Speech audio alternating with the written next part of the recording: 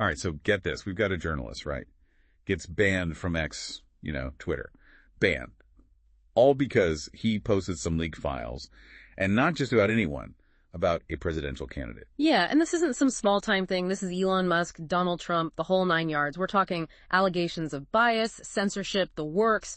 You sent us some articles about this, and, well, let's just say it's a doozy. It's a big one for sure. So we've got to start with Ken Klippenstein, the journalist. He's the one who posted these documents, and then, poof, banned from X. And these weren't just any documents, right? We're talking about files allegedly hacked from the Trump campaign, opposition research on J.D. Vance, Trump's running mate. Opposition research. So, like, the dirt they dig up on each other. Exactly. Except this was the real deal. Private emails, personal details, even part of Vance's social security number was in there, allegedly. Whoa. Okay, so X claimed they were just following their rules, right? About posting private information. Sure. But here's the thing. Right before Klippenstein got banned, news broke that the Trump campaign had actually contacted X about these leaks. Wait, so the Trump campaign might have complained, and then suddenly, boom, the journalist is gone. That's a bit, convenient, don't you think? Convenient, maybe. Suspicious, definitely.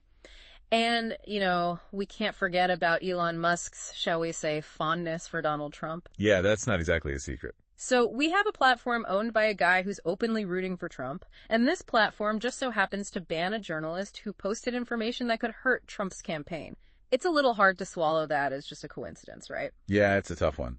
Especially when you remember how much conservatives were up in arms a few years back, yelling about social media bias and censorship. Oh, yeah. It was all, they're silencing us, they're trying to rig the election. And now? Now it seems like they might be the ones benefiting from a little, shall we say, content moderation. The irony is pretty rich. It really makes you think, doesn't it? Were they really concerned about censorship back then, or were they just, I don't know, laying the groundwork for something like this?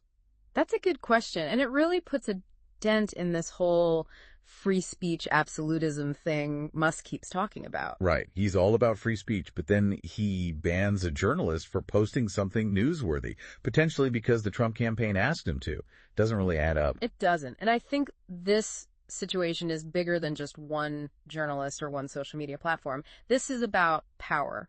Who has it, how they use it, and who gets hurt in the process. Right. And if some of these sources are correct, this all started with the Iranian government hacking the Trump campaign in the first place. Oh, yeah. We can't forget about that little detail. If that's true, then we're not just talking about a social media spat. We're talking about potential foreign interference in a U.S. election. Hold on. So we've got a candidate who's been screaming about election interference for years.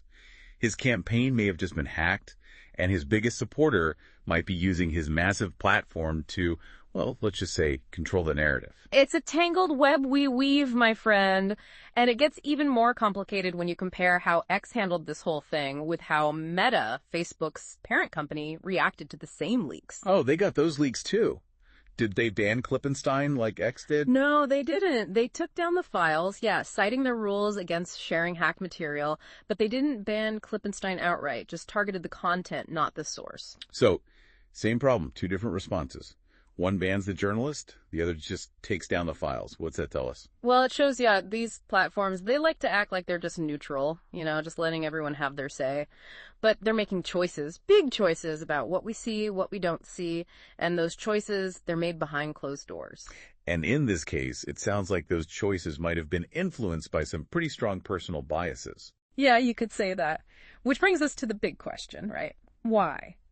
Why is Elon Musk, Mr. Billionaire Tech Genius, why is he so invested in getting Trump back in office? Yeah, what's the deal with that? What's a second Trump term got to do with him? Well, he said, and this is Musk speaking now, that this election, it's huge, really important for the country. He's worried about the government, thinks they're too powerful, too much regulation, especially when it comes to his businesses. So it's about protecting his own interests. Maybe partly. But he's also said he's worried about the direction the country's going. He sees a second Biden term, and he really doesn't like what he sees. He honestly believes, at least that's what he says, that a Biden win would be bad news for everyone.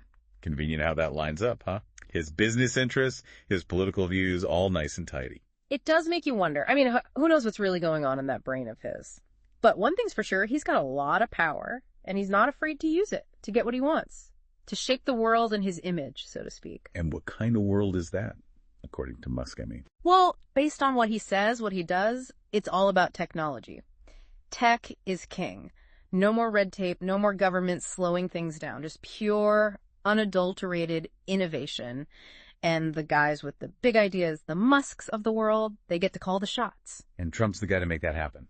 Who knows if he really believes that? Maybe Yeah. it's just, a way to an end. But the point is, it shows you the power these guys have. The Elon Musks of the world. They can sway people. They can influence elections. They can reshape the whole digital world.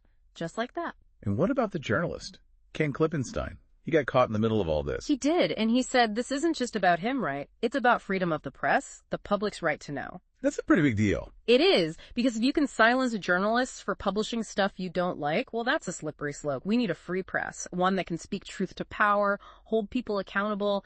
Otherwise, what are we left with? A bunch of yes men and propaganda, I guess. Pretty much. And it makes you wonder, right? When we're scrolling through our feeds, are we really getting the whole story?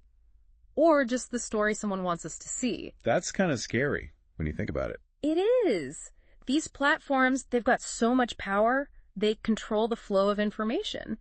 And that power, it can be used for good, sure, but it can also be used to manipulate, to control. To create a reality that doesn't actually exist. Exactly. And that's dangerous, especially during something like an election. Because if we're only seeing one side of the story, How are we supposed to make informed decisions? How do we know what to believe? it's like we've all signed up for this giant information buffet, right? But we didn't realize someone else was deciding what goes on the menu. And they're only serving up what they want us to eat. Exactly. So what do we do about it? I mean, we can't just, throw away our phones and pretend the internet doesn't exist. No, we can't. As much as we might want to sometimes, it's part of the world now, for better or for worse. So we're stuck. Not necessarily. I think the first step is just being aware. Aware that these platforms, they're not neutral. They're not just showing us everything. There's always an agenda, even if we don't see it. Okay, so we got to be more skeptical. Got it. But isn't that, exhausting, questioning everything you read online? It can be. But it's also empowering, because when you start thinking critically about the information you're consuming, you start to see things you didn't before. The biases, the agendas, the hidden motives. So, fact-checking isn't enough anymore. Fact-checking is important, but it's not the whole story. It's also about asking yourself, who benefits from this? Whose side is this story being told from? What perspectives are missing? So it's about looking for those missing pieces, those other voices. Exactly. Don't just stay in your little bubble. Go out and find different viewpoints, even if they make you uncomfortable, especially if they make you uncomfortable. Because that's how we learn, right? By challenging our own assumptions. Exactly. That's what critical thinking is all about. Okay, so big picture time. If our listeners take away one thing from this whole deep dive, what should it be? Stay curious, stay critical, and never ever stop questioning the narratives you're being fed, especially when those narratives seem to benefit the people in power. Words to live by in the digital age. Well said. Thank you. And on that note, this has been The Deep Dive. We'll catch you next time.